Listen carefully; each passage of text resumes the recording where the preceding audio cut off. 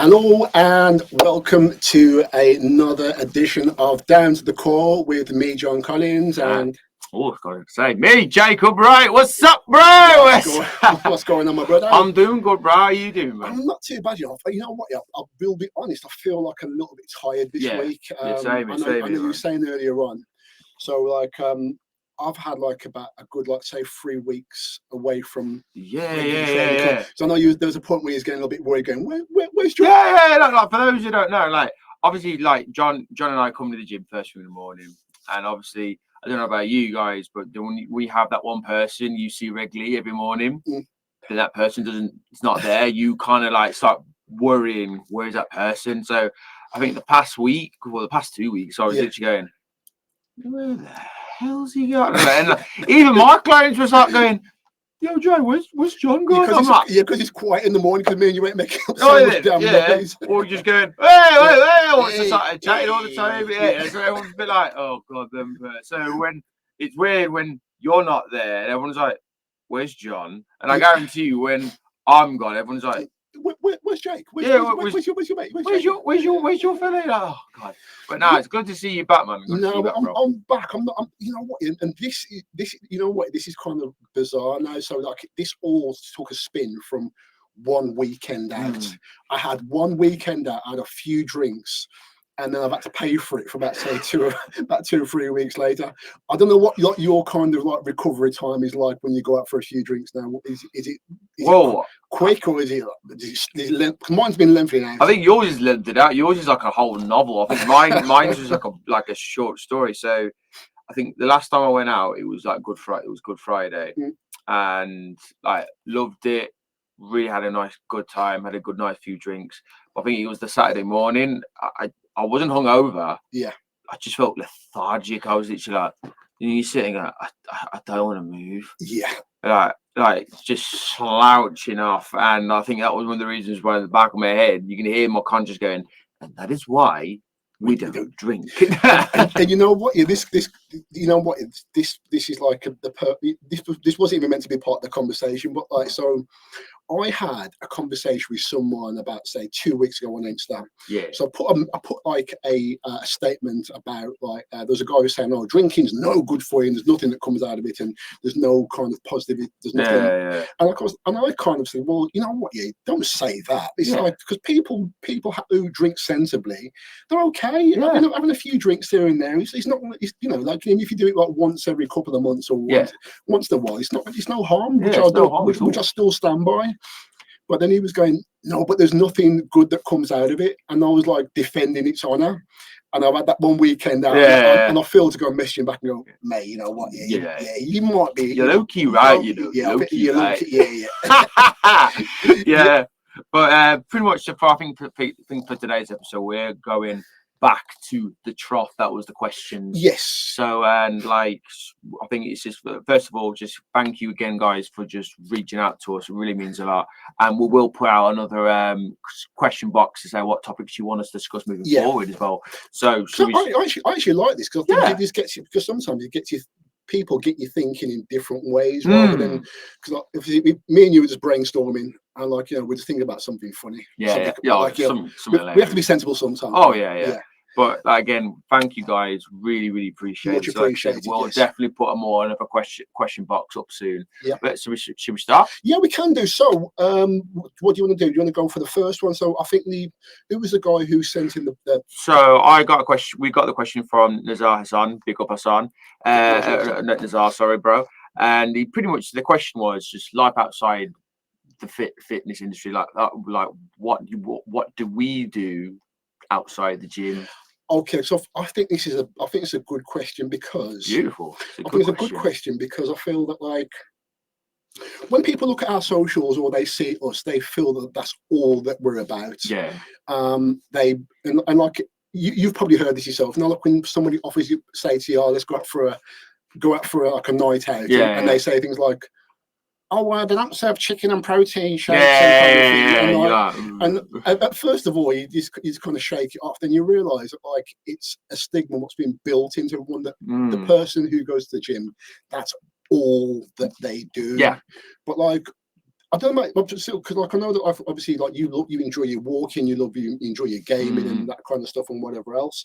But like sometimes when people see me out, they look kind of baffled if say, "What are you doing out of the gym? Not lifting weights and not eating?" Yeah, and I think also as well, it's that stigma because we're always in the gym and like our life it does fit around fitness and everything else. That's our careers, and I think they just assume our life's boring outside the gym, and it's interesting. Like I think when we actually open the box and go, nah, this is what I do outside the gym, and everyone are like, yo, you do that. So obviously, so I'm like, if I outside the gym, like it may sound boring to some, but like so for me, like you just mentioned prior, I'm into my video games. Hashtag I've got the Assassin's Creed jumper on today. I'm into my superhero. I'm into my superheroes. Like I've just recently rediscovered my love for Harry Potter. Like you know what? Because I don't know how I let this pass me by because I think you've spoke to me a couple of times in the last couple of like days, and you're like, yeah. It's almost you just kind of casually shoehorn it in. Yeah. I went for a walk, listen to my Harry Potter book and blah blah blah blah. And I just and like it's only like it's only because today when you mentioned it again, and I'm like, there must be something in this. Yeah. So like, I'm very like quite creative. Like I'm into like my like fantasy stuff, like Lord of Rings, Game of Thrones, anything super, anything it's just like not real. I like that stuff, and obviously I grew up with Harry Potter. I love Harry Potter, and I think what kind of stemmed on it was it was actually Easter Sunday, and I was going back out. I was taking my brother back home to Leeds, and I had my headphones in, and I was listening to all these self-help books. Don't get me wrong. I think that all these self-help books are brilliant. They make you think more about yourself and how you can become a better person. But there's only so much you can just listen to all the time. And you know, when you're just flicking through like the search box, and I had like, and it had a notification going, I've got 7 credits to use up before I lose them. So I just typed in the search engine, and I can remember when I was little. I don't know why I'm doing that. Little. I can remember I listened to the cassette variation of the Harry Potter series. I think the first one was Philosopher's Stone, and I was like, you know what? I love Harry Potter. I like the series, and I read all the books. I'm going to reread them again. So I typed in an Audible, all the Harry Potter books. I listened to the Philosopher's Stone, and I was like, yo, this is sick. So now I've literally done the impulse buy. I've bought all the series. I'm currently on Prison of Azkaban, and I was going for a walk this morning, listening to it, and oh my god, Chris Tequilini, Stephen Fry, lovely hearing his voice. I'm not, but the thing is, I pretend like how he says it. I pretend I'm in Harry Potter. I'm walking to work, or just walking around. I believe I'm in Hogwarts, or I'm turning into the character. So at the moment, I kind of like resonate more like to Ron, and like when Stephen Fry goes, and Ron replied, "Oh, you shouldn't do that," and I'm actually pulling the face like going, "Yeah, how would I do that if I was in that situation?" Is that that's more so it's coming from your actors? And I think that's definitely from the acting background where I'm walking down, and I guarantee there's so many people who see me walk to work and probably see me walk around the gym when I'm like. But it's simply being because I'm in character mode. But yeah, Harry Potter, brilliant audio. Get it? See, like I see, and you know, this is one thing that I do love. So sometimes, like being in a gym and seeing people work out and do what they do, but my brain is always going, I wonder what they do. I do this all the time, and hence why I have no problem in talking to people in the gym just to find out like what they do, and like as I say, like people will just make an assumption that you either just do when he leaves from the gym, he goes home to go and sleep on a bench. He has protein shakes from morning to night. But like for myself, it's like there's lots of things that I enjoy doing. Yeah. And some people would not realize that. Like I actually enjoy doing drawing. Nice. Yeah, doing like Shit. doing like obviously like animation stuff. Ah, Yeah. bro. Yeah, so like just little things like that. I haven't done that for like a long time, but every now and again, like I will scribble and draw things down and write things down because Yeah. as I said to you in past before, like I used to write lyrics. Ah, yeah. I remember you mentioned it. So like it's only within the last, like, say, couple of years. I think to myself, I look on socials and I see people having to go to. I want to do more creative stuff. Yeah. I want to have got more creative stuff, and like I've got like I think I've got all the gear, but like it's just like getting the time to have a go. But like, there are a lot more things that like I enjoy doing outside from the gym because like it seems like it's part of our morning routine, would you say? But then we get to a point in the day where it's like, okay, I think I'm all gymmed out now. So and I think, I don't know about you, but you don't really don't come across as a well-rounded person if all you do is I go gym, and everyone's like, oh, you're boring. Like, yeah. Do you? What's that? but I don't know about you, but like when I'm out and like I said this to I was at a funeral the other day. Like I was chatting to this guy and he was saying he's an electrician and he was saying I hope that nobody doesn't come and talk to me about electrician stuff while I'm out because that's all they think that I do just be an electrician. And I said to him, I don't have many kind of like close friends who are gym going people. Yeah, they need to be away from that because if that's your day to day, you don't want it to be your day to day outside. But you need that, and you need that escapism, and like you need that to make you understand there's more to life other than gym. And don't get like I said, that's your DNA, that's part of that is me. But when you got someone who's not that part of that world and they bring you into their world, you start learning more about stuff. And like it's so universal though, because you can bring the stuff they teach you, that those elements, you can bring it into your business and stuff. Yes, 100%. That has helped me an awful lot, really helped me a lot. Like, so I can always go back to my friends. So I would say my brothers and stuff from uni, the range is so diverse. So you've got the typical Yorkshireman with a flat cap, you've got the typical trendy guy who's wearing all the Zara products, you've got the punk modder, you've got the hipster, you've got the in-betweener, then it was just me who was just wearing tracksuit bottoms and just sports gears all the time. And you just learn more about their fashion, you learn more about the culture, the music, the atmosphere. Then you pick up certain things and you go, I'm going to bring that. And you become such a diverse person. So when it comes to like engaging with interaction with other people, you go, oh, I know that. Oh, I know that. I think we need that because like we're working in an environment because when you're working within that fitness, you have to be a people person. Yeah, you can't like get into there and not be a people person. Yeah. But like ultimately, it's like it's everything else that you do outside, gym, or everything else that you do outside, everything else, and like trying to show people that you're human. Yeah, that you're not just the gym person, or because so like I've gone out to like an event. I went to like a word of mouth event. I've been hearing about all of these. Yeah. And like everyone at the gym's like, are you gonna word of mouth? Are you gonna word of mouth? Yeah, and I'm like, it's no way. What is he? It's so like they do like obviously like club classics and they play like some old school like it's really good like event. It's been going for a little while now. So like, when I went out to one, it was one in Himley, and I saw I saw some people who hadn't seen out for like a long time, or they've only seen me in the gym, and the first thing they say is like, what are you doing here? Yeah. What are you doing here? No. It's almost like I'm in their domain, and it's almost like you're not supposed to be here. Yeah. You're not supposed to be. I'm like, I do normal things as well. Yeah. I socialize. Sometimes I have drinks. Yeah. And sometimes I dance as well. Yeah. And like this, they look at me and go, can't believe you're out. I'm like, why? Did they look at that? Why can't you believe that I'm out? I'm just out. I'm just having. I think it's because they have this, like I said, that the stereotype. This is the stereotype. So when I think I've had a lot from it, especially going into, because I'm a nerd. Surprise, it wouldn't be figured like I said, Harry Potter, superheroes, Batman, Star Wars, Star Trek, all the sci-fi stuff.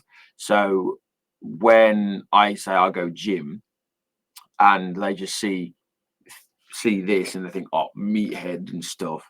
So when I start talking about like Lord of the Rings or like comic book stuff, and you can see them going, how do you know about that?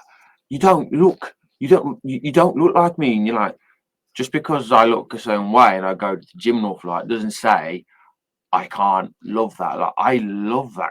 I love that world. I love that universe. So when like the one thing I want to try is like the World of Warcraft, Warhammer stuff, like Games Workshop. Oh, I think I would never ever do the painting because I don't have the patience for it. But I've got some. I don't know if I don't know if it's if it was Aaron who said like he loves like doing it. But I do know some people like they find it very therapeutic. Yeah, it is therapeutic. I've never got into, so I've never really got into.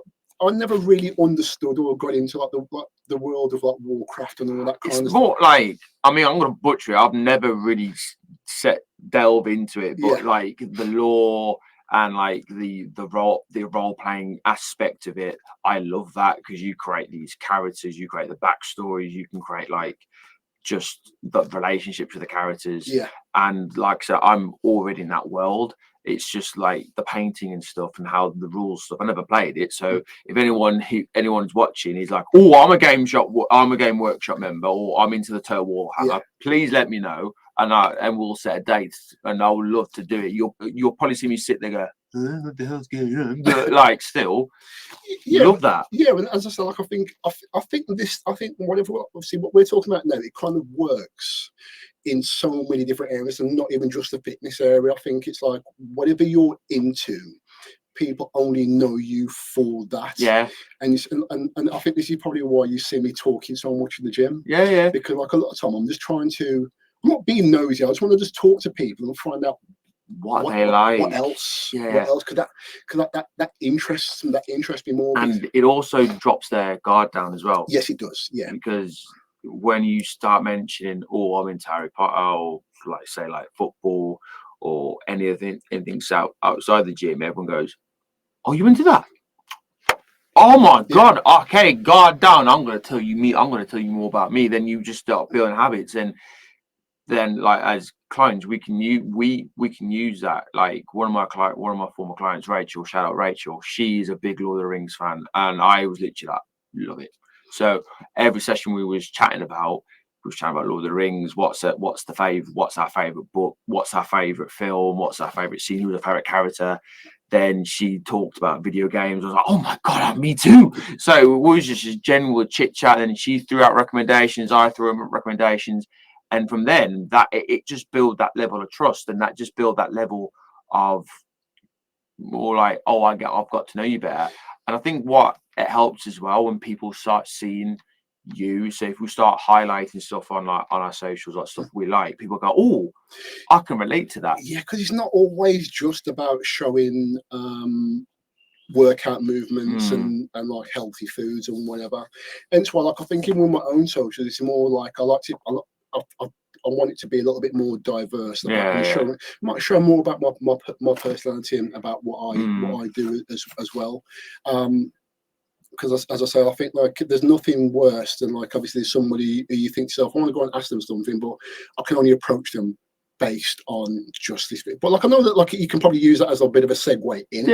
But like I'm always like intrigued about other people and what else they do, because I don't think we are all, and this is the trap that like a lot of us fall into, that we all believe that like we are our jobs, and anything that you do, that is you, or I only ride mountain bikes, so that's the only thing I do. There's a lot more sides to us all. And I think I've had a lot more interaction with members of the gym now, because obviously big thing as well. I'm into wrestling as well, and I think what the episode we did with Aaron, we talked about WrestleMania and stuff. I think everyone's like, "Oh, I'm into that," and I can always remember was it last Sunday? It was one of the Sundays ago, and I came in to train, and it was Martin, shout out Rogues Tattoo, and he went, looked at me, and he went, "I thought you were gonna watch WrestleMania," and I was like, "No, no, I am."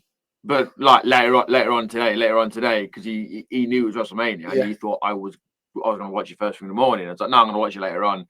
But it's just nice, and people like they just ask you like, oh, what did you think of Mania, or what did you think of the matches? And it's just brilliant. Like, so it's just nice seeing people starting to recognize, oh, you're not just about gym. Of course. You're quite not cultured, but you're into the same stuff as me, so I don't see you as just the trainer. I'm seeing Jake. I was going to ask you something because you mentioned because like so you've sparked something. The antenna popped up when you mentioned like motivational. I love a good like motivational, but I got to a point when I said to my friend that like I've got so many that like some of them they start to become the same, but I think I just still enjoy listening to different people in the ways that like they kind of the way that they describe them, or the way like their methods, because it's definitely it's definitely like not a one size fits all. What would be your go-to either a motivational book or one of your favorite audiobooks? Like a motivational book. Wow, like I've read Atomic Habits twice. I've been through that. I've read that twice. Three times. I'm currently reading How to Win Friends and Influence People. That's interesting. That's a deep book, very deep book. So that's the one I'm currently reading at the moment. And it's certain bits you go, I never really thought about that. Or I'm already doing that. I just need to be a bit more self-aware. That makes sense. Yeah. Another one is the other two was like James Smith. So not a diet book, not a life coach. Yeah. And How to Be Confident. I think those three in particular I've really enjoyed. How about yourself? The one that I always go to is The Chimp Paradox. I've got that. I've never read it yet. I haven't read it yet. That is, I think, like The Chimp Paradox, when you listen to it, you kind of realise that like it's all the other books are, I don't know what came first, the chimp or the other books. You say that came first, the egg or the chicken. But like I think like that kind of gives you know like if you're a bit of a technical thinker, just the way it breaks it down into kind of the so like I'm not gonna break this down because like I also do a good butchering. It's not butchering time there. so they break it down to like the brain, the computer, and the chimp, and just just the way. I tell you, it's a good other two which just remind me of, and I read during lockdown. I would love to reread again. Is The Subtle Art of Not Gonna Fuck. That's a really good one. Yeah. But then there's another one I read which is very quite technical, and I always my coach recommended, said like read The Subtle Art of read The Subtle Art of Not to Give a Fuck first, then read this one called Psycho-Cybernetics. That is brilliant because you learn more about like the mindset a lot more. Yeah. And it's very very technical, very terminal, like terminology driven, but the stuff you come out with, you're like, oh my god, yeah, this is brilliant. Like, it's the person who wrote the Psycho-Cybernetics. He's a plastic surgeon. Yeah. And he always does, he goes, I get them in a consultation first and we chat about why they want to go for this surgery. Then he starts asking questions, like personal questions, like why do you want to, where do you think, what will happen? Like we do our consultation with our clients, like what will happen in 6 months time if I get rid of this bit, all my life will be back to normal. What was normal like for you? And then he goes, you don't need the surgery. You just need a better adaptation for your life. What's that called? I think Psycho-Cybernetics. I'll have to look into that. Yeah. It's very technical. Yeah. But I'll definitely recommend that book. Yeah, I'm more of an audio book myself. I'm more audio listener. I think it's on audio. Yeah. So have a look. But here's one other question about your drawing. I felt rude that not asking you that. Okay. What what got you into it, and what type of and like draw art you do? So good question. So like I'm at the age where when I was younger, Yeah. I didn't really have like obviously computers and this that. Yeah, So like yeah. me and my younger cousin, me and my cousin James, like we I think I started him off because I used to my granddad. Well, this is bizarre. 'Cause my granddad used to go to the bookies. Oh, okay. And he used to have the bookie pen. Yeah. And it started with me when he used to buy the Express and Star, and I remember like always shading in, and like putting like teeth and glasses and mustaches on people. Yeah. And then I started doing that, and then like I think I started putting mustaches and things and scars and beards on people in the paper. And then like I started drawing on the outer edge. Oh, okay. Of the newspaper. Yeah. And then I realised, and I was like, oh, that looks all right. And I started drawing from there. So like, and then it kind of progressed from there to just doodling and scribbling. But then I just used to love. I used to love drawing. Yeah. In the creative stuff like that, I just used to love. But like, I was a big cartoon fan. I used to love cartoons when I was a kid. Yeah. And like I still do now. Good. Same. Yeah, and like and I think that's probably where my son gets it from. He loves like obviously that the Family Guys and the Futuramas and like all those kind of obscure type cartoons. Nothing like that like two-time mainstream. But like I used to just love drawing those. I could used to just draw something off just make up. I used to draw the face. I always used to have an infatuation with faces. Yeah. So I always used to draw faces a lot, and then like it just got like into like the cartoon stuff. I copy stuff, so I could like look at something and just draw it. So I could just like draw like all like the Family Guy characters. And drawing like Beavis and Buttheads and like all these. Yeah, so like I have got some. I will show them. I will show them. I haven't done them for a long time, but I do know it's one of those things that I enjoy doing, and I enjoyed like doing like ideas of like fonts, and I've got like loads of different ideas like for clothing designs and things that I can scribble down. But like it's one of those things because we've got the phones in our hands at the time. It's almost like the phone's easy to have in my hand, but like I do know for like there's the phone's out the way and I've got a pad, and I start scribbling and drawing. But like it was from there, just like from kids' cartoons up until like till present day.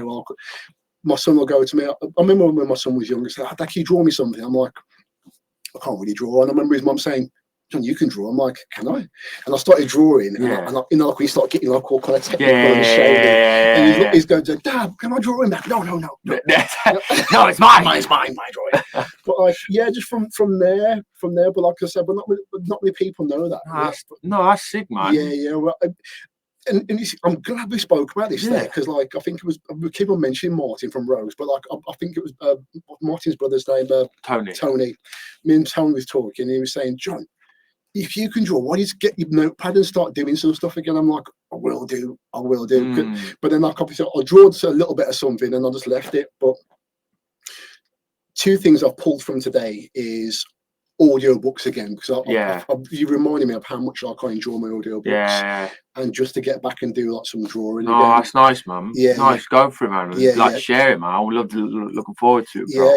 Definitely looking forward to it, bro. It's beautiful, especially with the cartoon stuff. So I would definitely like if you just do some portraits, I'm like, buy. I'll buy. Yeah, man. You know what? I'm gonna. Go for it. Yeah, I'm gonna do it. Go for it, bro. So next time we jump, So next time what we'll do, by the time we come on next time or something, I'll have something put together, just so I can show you and go, this is what I can do. It's the first, guys. Yes, man. First one. I'm looking forward to it. Right. We've got next question. Right. So are we gonna jump in straight to? Jump in straight next question, bro. Okay. So moving away from like that question there. So another question which we had in from socials was from a young lady called Emma Burnish, the nurse, and she basically said like, what questions would you like to like go for us going to? And so her being a nurse, she was saying the accountability for our own health rather than blaming the health service and their failing health. And I think it's a valid question, because I think like a lot of people don't want to take accountability for their own actions. I think like I've seen it with like a lot of the generations where their health goes downwards, but they want to blame the doctors and the nurses for not being able to see them in time. And as my gran used to say, like, the prevention's better than the cure. So like a lot of time they don't want to look at the prevention, so they'd rather ignore everything and go to the cure, which they think is a cure, but the doctors and nurses can only do what they can do.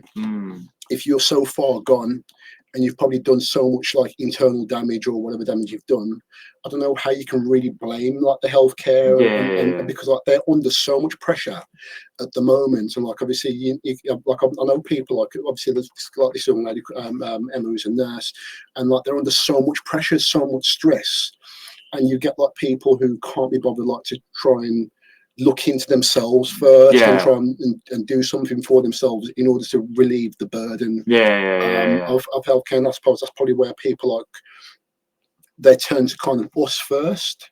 But even us as PTs and coaches will give general sets of advice, and they may go to the doctors and the doctors say, well, you need to bring this down, you need to adjust this and blah blah blah, and then they'll come to us and then we'll agree. But then I think what it is, we live in this world now. We want things like instant. And I think people want to use scapegoats. They want to just blame like, oh, it's because of this, and you're like, well, it's not because of that though, is it? Like, especially with like the obesity crisis and stuff, and they go, oh, I eat like 5 takeouts a week and stuff, and they blame us because it's takeaways. I'm like, no, you just can't be asked to cook. And when you tell them sometimes the plain simple rule, go, no, the harsh reality. They don't want to listen to that. They want to go, oh no, it's not. It's because I'm not being looked after, or it's because it's that. Everyone wants to be handheld to do everything. Like I think when people they're trying to find the reason, or they want to live a blameless life, and they want to put the blame on someone else.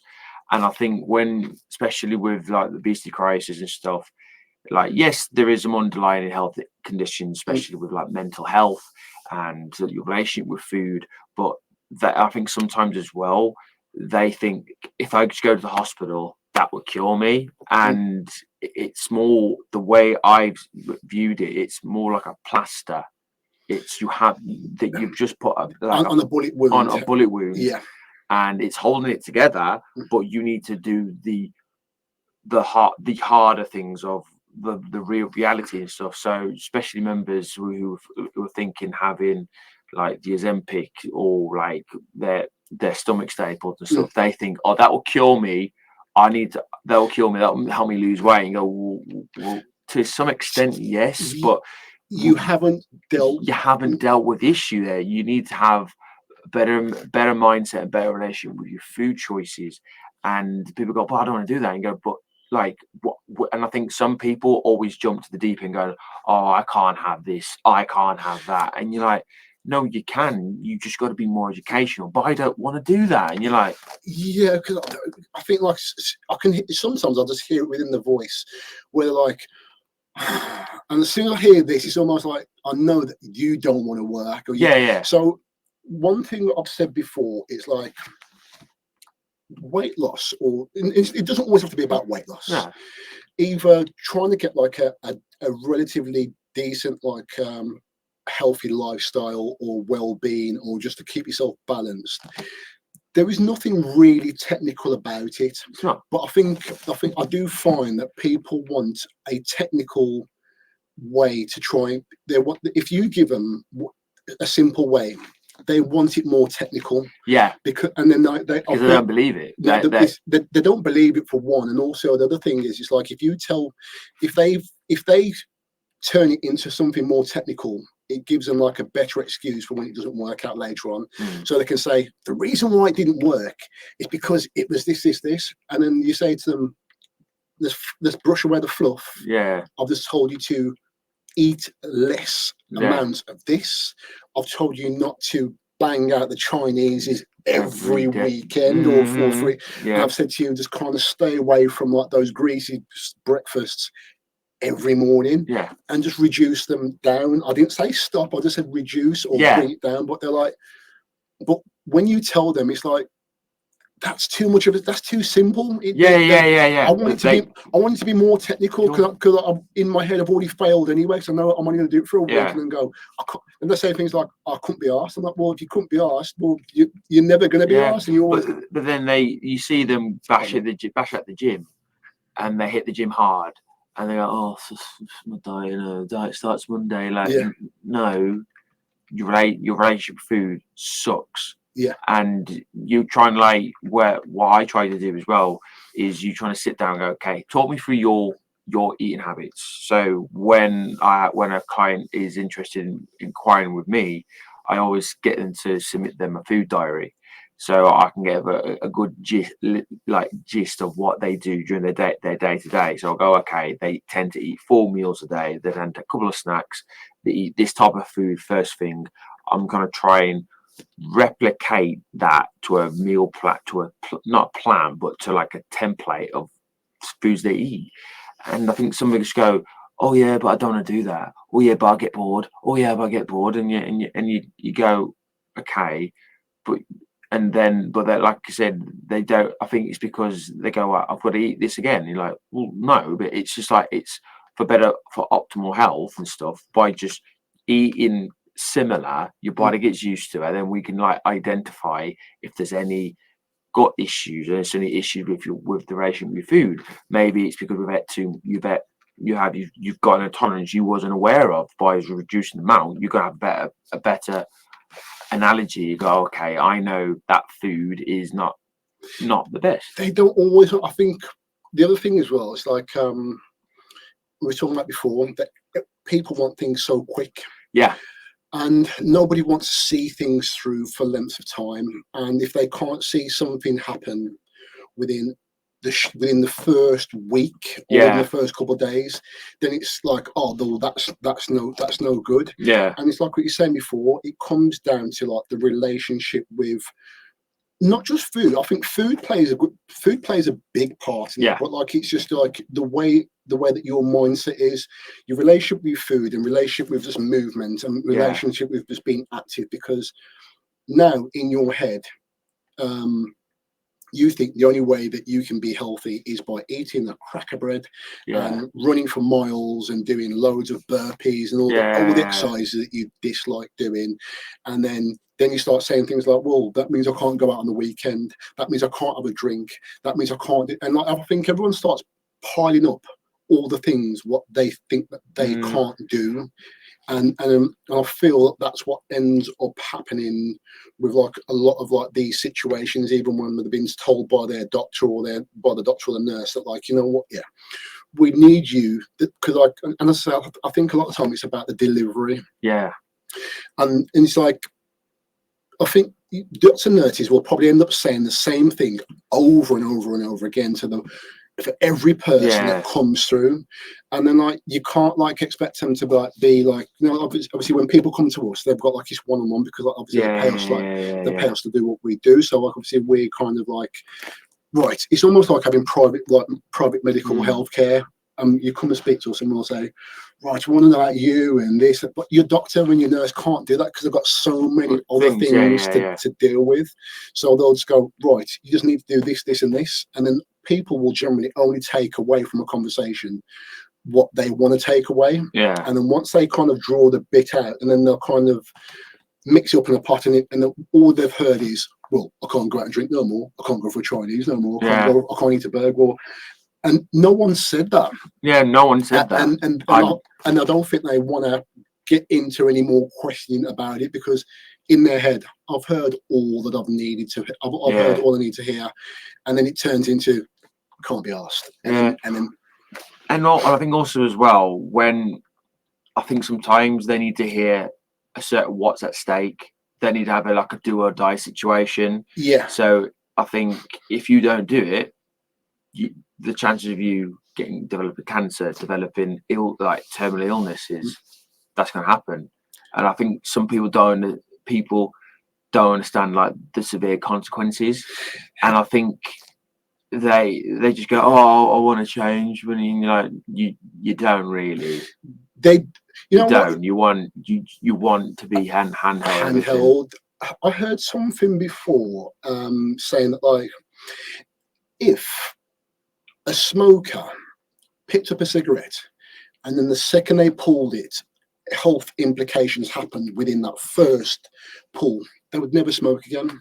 Just like somebody who drinks excessively, if they was to have one night out and the next day, not a hangover, because most people know what a hangover is, but if they was to kind of experience such like a level of ill health the day after, which lasted for days on end, where there was in excruciating pain or certain things were happening, and all the things will happen after excessive drinking or excessive smoking after 10 or 20 years, they would not get into it. But I think because there's no kind of ramifications there and then, it's just the doctor saying, if you carry on, this is going to get worse, or you're going to yeah. But like it's almost like they can't comprehend, because they're like, well, I'm all right now. This is just, you're just saying if I carry it on, so that means I'm not just going to stop it right now. I'm going to just extend it a little bit more, because I reckon I'm okay. Yeah. But then they get to the point of being so bad,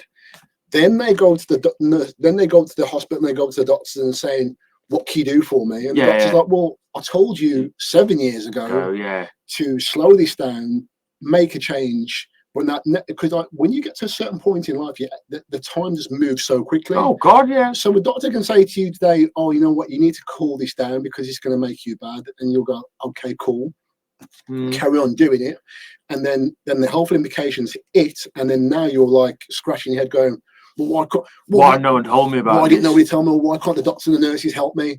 Oh, you need to see me. No, we don't. We told you what you needed to do.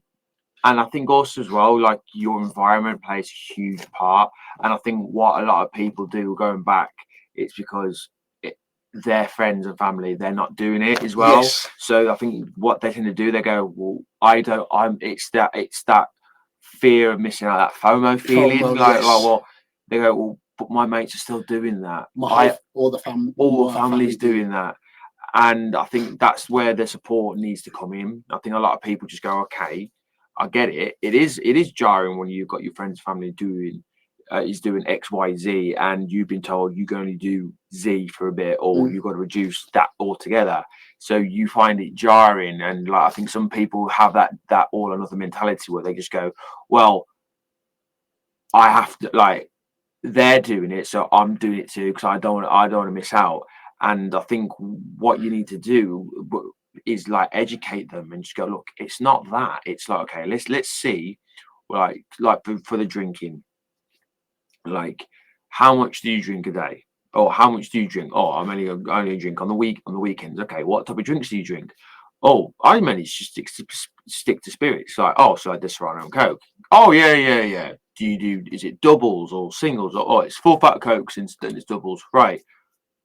Reduce the Coke, opt out for like Coke Zero or Diet Coke, and either have a single or a double, like a single Diet Coke and Disaronno. People will be like, oh, okay. And 9 times 10, I tend to use that a lot. I can't taste the difference. Do you ever come across when people say things like, oh, well, because like, I'm a firm believer of the whole kind of swapsies and kind of reduction, but how many times do you come across people say, well, I can't just have one? God, there's so many people. I can't just have one drink. I can't just have 1 pint, or I can't just have 3 pints. I normally have 8 or 9. How am I going to do that? And like, I think soon as, like, you know, when my one friend says it, like, you're always going to get people who've got like a problem for every solution. Yeah. Well, I can't do that. Yeah. And you're like, you can. And or sometimes as well, I think sometimes you need to flip it. Like, well, like you said about, my friend's always having 6 pints. Yeah, but your friend probably has a different health condition compared to you. Yeah. And I guarantee you, if they would do, and like, they probably got a condition which they don't want to disclose, Yeah. and they've probably done something that's like to you out of ordinary, but to them that's their new lifestyle, and they've got to adapt to it. And I think sometimes as well they need to understand they've seen the consequences, they know what's at stake. So if all they're eating is just heavenly processed crap food Yeah. all the time, so if they're going to Kentucky every day, that's going to rupture their insides. It's going to just destroy their gut health. So if they go, all right, if someone goes, oh, let's go out for Kentucky, I'm going to miss 3 a day. You like save yourself. If not, you look at reducing it. If you always go for the mighty bucket for one, which is pretty much like top of my head, nearly 1,500 calories for one meal, you can just go, right, I'm not going to have that. I'm going to opt for like for the chicken wrap instead. You save yourself 100 calories, and I guarantee you will you will enjoy that more, and you'll like the fact that, oh, I can still socialise with my friends. See, that in theory still works, but as I say, like I think a lot of the time it's educating the people who you're around. But like, okay, so put it like this: even though me and you will know that like it's about educating people around and what. How about, because like if you've got someone who needs educating and their families need educating, where do you go from there? Because I've realized, I think this is something that I've realized as well. It's like I can tell a person to reduce this or train this way or do this, and this is going to get you where you need to get to. But they have a separate battle when they come away from me, because I say, when our clients talk to us, we uplift them and we give them like the knowledge and we give them like as much as we can give them. But when they leave from us, there's always going to, and you know this yourself, you probably heard this yourself when just as I've been prepping and you've been prepping, like doing for your shoot and whatever, where you'll get somebody over the years will go, no, you can have one, that ain't going to work. And I think that's where it kind of, and I think like when you have, because like seeds, when you throw a seed onto some good soil and water it, it can grow at a rapid rate. And I think this is what happens is like when you're around people who you've known for the whole of your life, friendship circles, family circles, or partners or whatever, and they say things like that, you'll go, yeah, I agree with them. It's one's not going to hurt. But it's like you say, like they may not be going for anything, so it's easy for them to give that advice. So like it's always like and like as I say, I'll keep on bringing everything back. Like obviously the original question about like obviously accountability and everything else. There's like I think a lot. You have to be mentally strong within yourself and understand that like it's not just about switching your diet. It's not just about coming to the gym and doing some exercise. It's about dealing with the other stuff what comes in as well. And then the people who are actually giving you advice, or the people who you initially come and ask the advice from, or come and talk, or go and talk to, they may have a better idea of how something goes more than you and your mate Bob. Bob would have. And as I say, I've just mentioned just like the name, just random Bob, but like like within the people that you teach. So I know what my answer is, but would you say would you say it's harder to sometimes get through to the men, or harder to get through to women, or is it equal? Would you say? I think from my experience, it's a lot harder to get it through to men. Because men we're just typical. What the fuck do you know? I ain't listening to you. But what do you know? And I think it's that typical, like that pride and alphaness, like you go, wait, no, I'm the alpha, you don't tell me what to do. And so like when you tell them, and sometimes you gotta like, I think you gotta max their energy levels as well, and you gotta max and go, look, your health's not good, like, have you done this before? Did it work? No.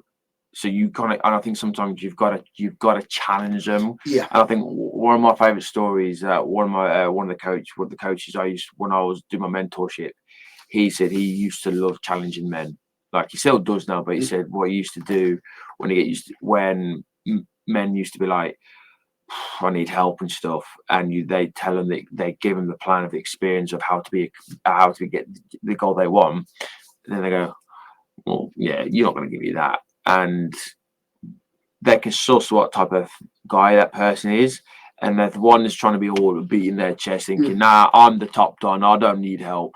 Then they find out they've got a partner. Or does your partner wear the pants in the relationship? You can see him like, or you just trying to find, like, you just trying to, like, not like dig at them, but you just like challenge something that they know it's not working. I would say, like, a lot of the time, it's because you know what, this won't fit everyone, but I think, like, a lot of the time it's based on a lot of us as men, like, we've got like logical ways of doing things. Yeah. And we always think, well, obviously the way that we look at something is like, well, that goes there, and so that's going to work. Yeah. If I do that and do that, and a lot of the time it doesn't always. No, it's like that. Sometimes, like, you know, I think we're trying to put like something logical and technical, and we want to try and we want to kind of like reinvent the wheel. Yeah. When it doesn't need reinventing. Yeah. And it's like you say, and it's just like you say, that alphaness of like, well, I don't want to be told what to do. I've always doing like this. We always doing like this. We always used to eat steak and eggs, and that's it. And then we always used to have 4 protein shakes, put a couple of eggs in there, and that's it. And then, as you said, like what your mum was saying, like, where I challenge them and say, well, okay, then cool. You used to have how many eggs? Yeah, I'd wake up, have like 10 eggs, then have some oats, and I'd do this, and I'd have a raw steak, and I'd have this. And I'm saying, okay, that's cool. Did it work?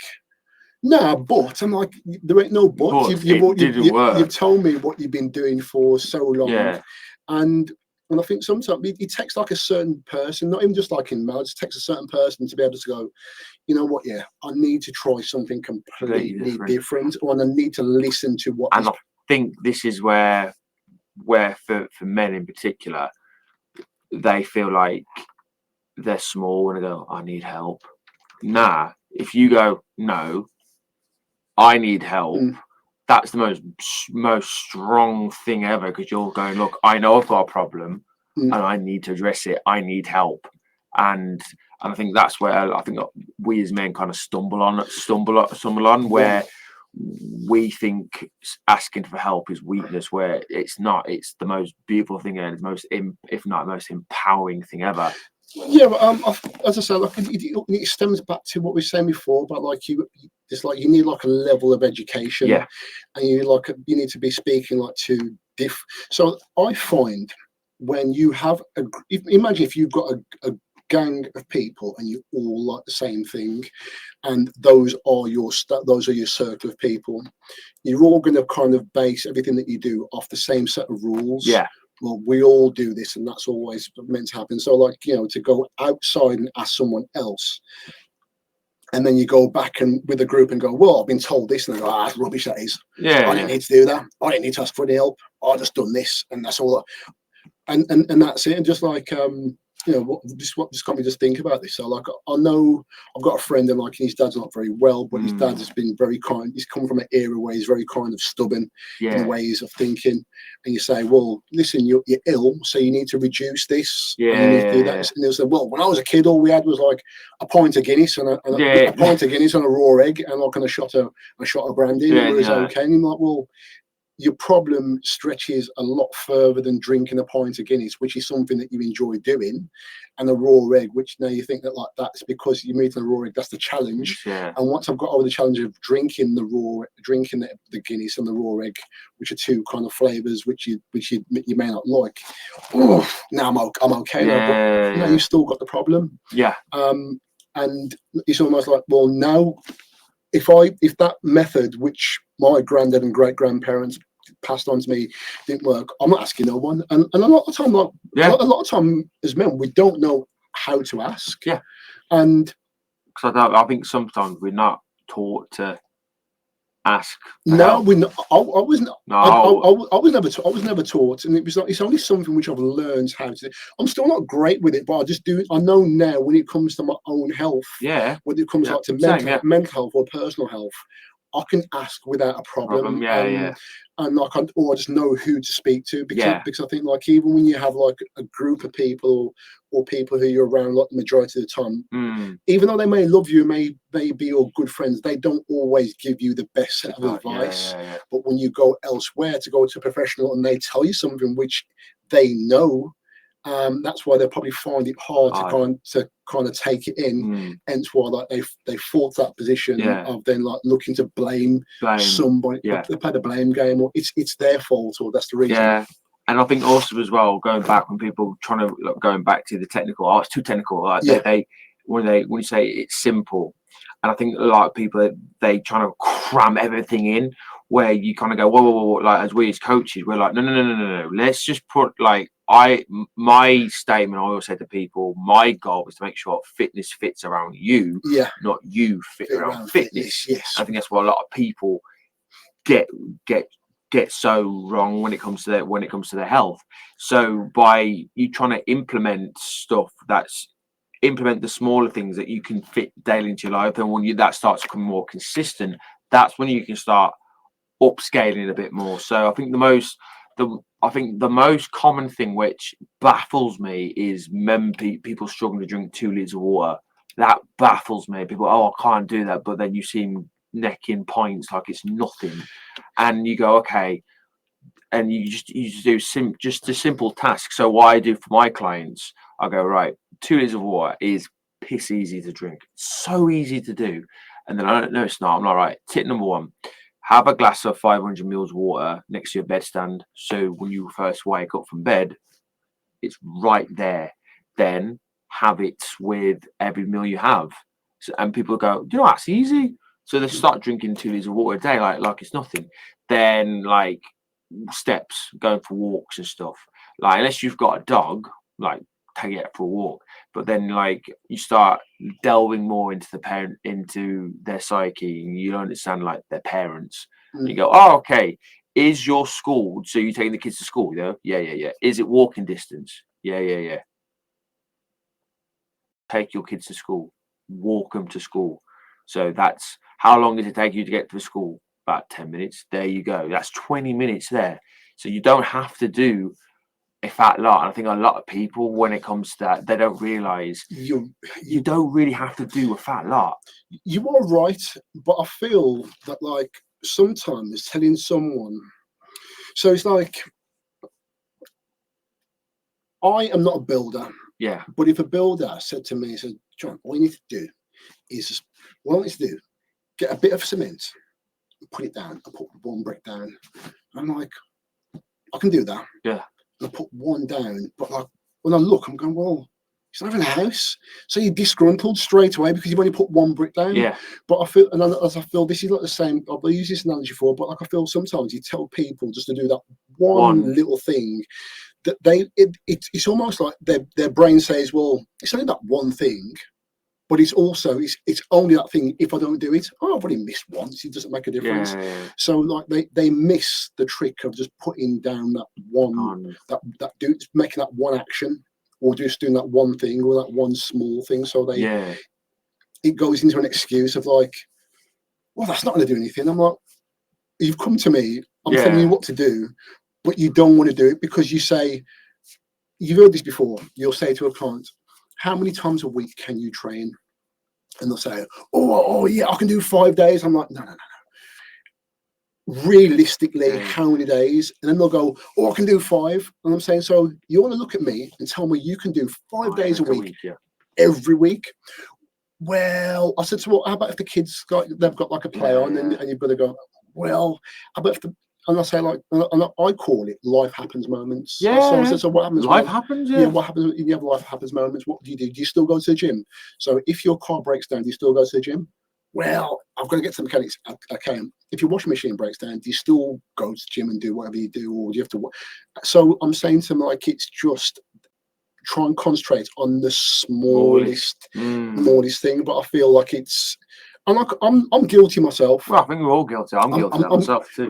Because remember, like, there's things that like obviously me and you have to do in order, like obviously to, put it into context of like obviously us doing filming and doing editing and whatever. It only takes just to just do like one little bit Yeah. a day, and then like we'll go, oh, I'll leave it all to the end of the week.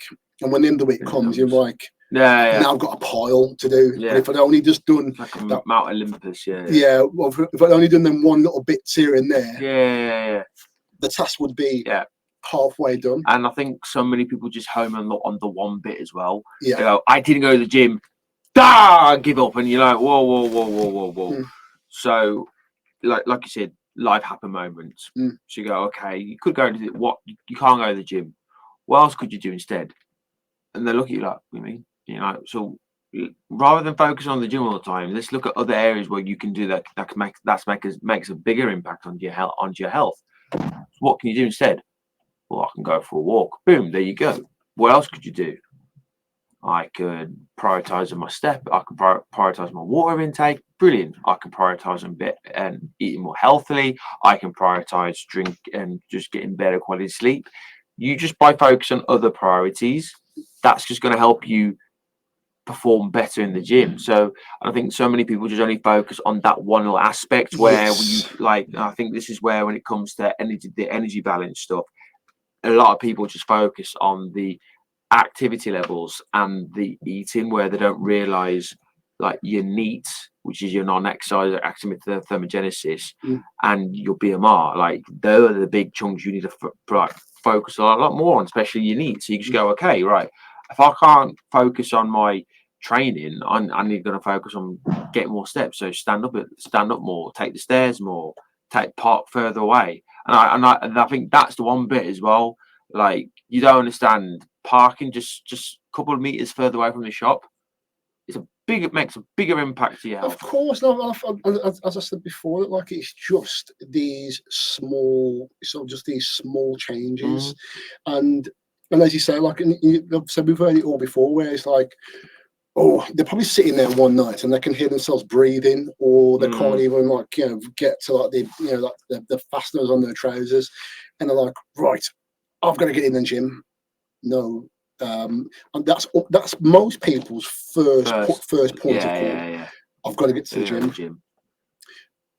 No, because sometimes people don't realize how many times over the space of their years have they said that. Yeah. And they'll say, "Oh, I've got to get in the gym." I'm like, "Yeah, you'll need to get in the gym eventually, but like, there's a lot of other things you need to kind of address." And like, and I will help you address those. And as I say, like as I said, we've gone back to before, and say it's just a simple thing of movement. It's just a simple thing of just changing that over.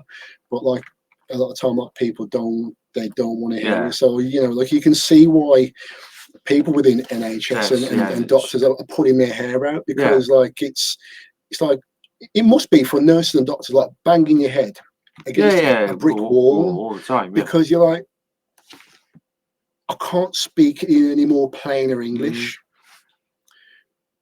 Either stop or minimize down what you're doing, or start to bring it down, and then we'll get to a point where we can stop. Or people who want to start smoking and go, right, I'm going to throw this 20 box away, even though I've been smoking 20 a day for the last 10 years. And now all of a sudden, just because I've had this grand idea right now, I'm going to give up.